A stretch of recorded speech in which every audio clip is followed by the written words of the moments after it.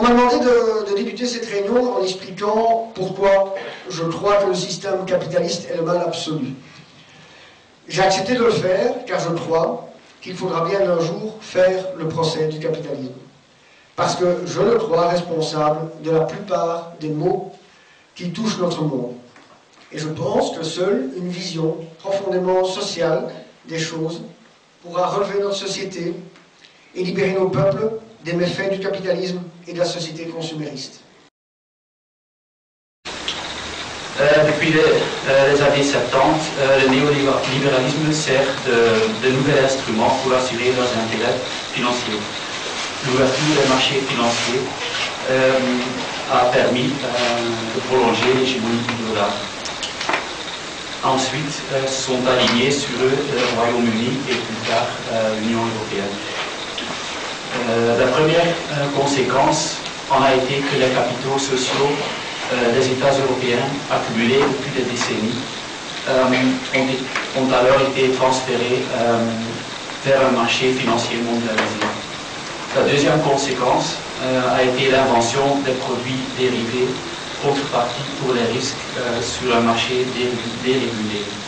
L'ampleur de la crise actuelle est un indice du degré d'américanisation et de mondialisation. Il faut bien se rendre compte de la manière dont non seulement les conditions économiques ou financières, mais également par là, les conditions politiques ont changé.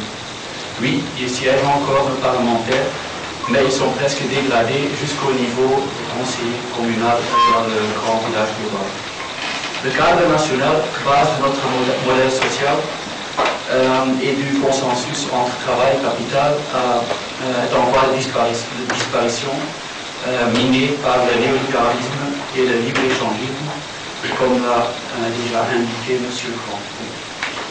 L'embourgeoisement des droites et des gauches les a rendus totalement incapables de formuler ou de proposer des solutions alternatives. Face à leur incapacité et face aux nouvelles conditions, de nouvelles réponses s'imposent. La crise actuelle est une rupture, ou bien on voit dans cette crise une nouvelle phase de concentration et de mondialisation, ou bien on y voit une occasion d'organiser une colère légitime et de proposer des alternatives. Un contrôle direct de l'État sur les banques et assurances, une limitation des revenus des grands patrons, la régulation du pouvoir des grands actionnaires dans certains secteurs industrialisés, la sanction financière dissuasive prévue pour les entreprises qui pratiquent la délocalisation, c'est bien que l'État aide certaines entreprises pour faciliter le travail, parce que, comme très bien dit Jonathan, les financements doivent surtout servir au travail et pas uniquement à enrichir un seul homme. Il nous faut impérativement élaborer un projet économique et social que je qualifierais de troisième voie pour simplifier, pour dire que précisément il n'y a pas que le modèle libéral ou le modèle marxiste qui sont incontournables. Un projet donc alternatif, authentiquement révolutionnaire, oui, vous utilisez le mot parce que c'est le mot qui convient, révolutionnaire car en rupture absolue, totale avec le système en place, c'est-à-dire le système libéral. Tous ceux qui veulent apporter leur pierre à cette grande entreprise doivent se retrouver, se regrouper. C'est l'alliance des talents qui nous permettra de réaliser un travail fécond, porteur d'avenir. Nous avons à cet égard une responsabilité historique, car seuls nous pouvons apporter à nos peuples, au sein desquels le désespoir va monter de plus en plus, une espérance. C'est cette espérance dont nos peuples ont besoin aujourd'hui. Plus les gens seront désespérés, ils le sont déjà beaucoup, et ça va continuer, ça va s'amplifier. Plus ils sont désespérés, plus ils se disent mais on est face au mur et il n'y a rien, que peut-on faire? Rien. Eh bien, il faut qu'il y ait des gens qui leur disent si, il y a quelque chose à faire.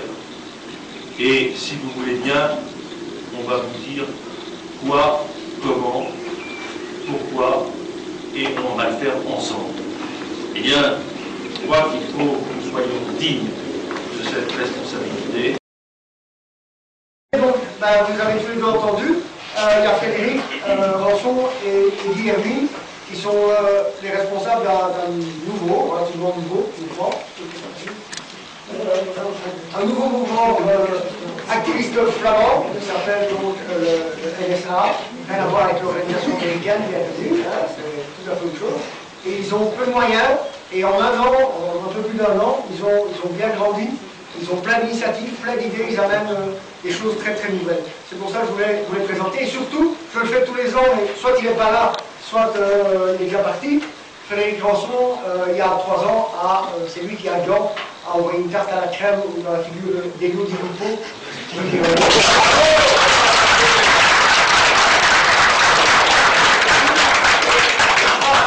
On l'a pas fait prisonnier après.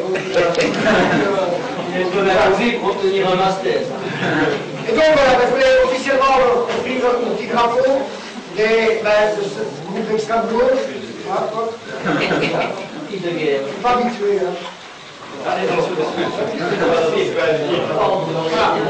Donc voilà, petit cadeau. Et je répète, le jeudi 26, il y aura plein de canards et plein de drapeaux comme ça, vous pouvez vous servir.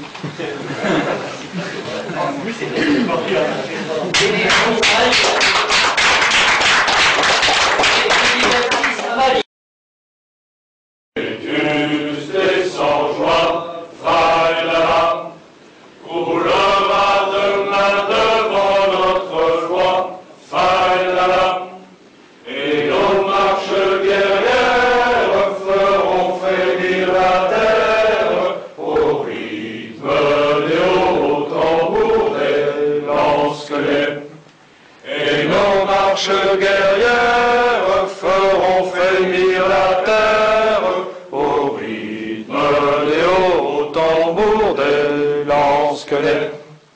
Que nous font insulter Orion, faïla. Un jour viendra où les traîtres paieront, faïla. Qu'ils freinent donc s'ils osent notre ascension grandiose, que rythme les hauts tambours des lance-clés. Qu'ils freinent donc s'ils osent notre ascension grandiose, que rythme les hauts tambours des lance-clés. Nous luttons pour notre idéal, faïla, pour un ordre nouveau et impérial, faïla. Et à l'œuvre dernière, nous quitterons la terre au rythme des hauts tambours des lance-clés. Et à l'œuvre dernière, nous quitterons la terre au rythme des hauts tambours des lance-clés.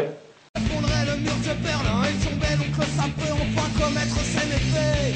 L'opinion publique est contrôlée, les politiques qui s'enchaînaient, l'esclavage moderne peut enfin se propager.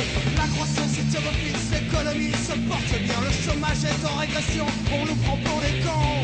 Le prosélyte est magnifique comme moi zéro, puis les cliniques, l'avortement c'est dépendant, pourquoi faire chier pour des enfants? Multinationales exploitent les cavaleries, tiers-monde, elles achètent tout ce qui peut se vendre, Macri doit se marrer dans sa tombe. Son capitalisme sauvage fait vraiment partie des ravages, les fonds de pension américains gagnent peu à peu du terrain. Bientôt, un consortium unique détiendra tous les monopoles, Bobby trouve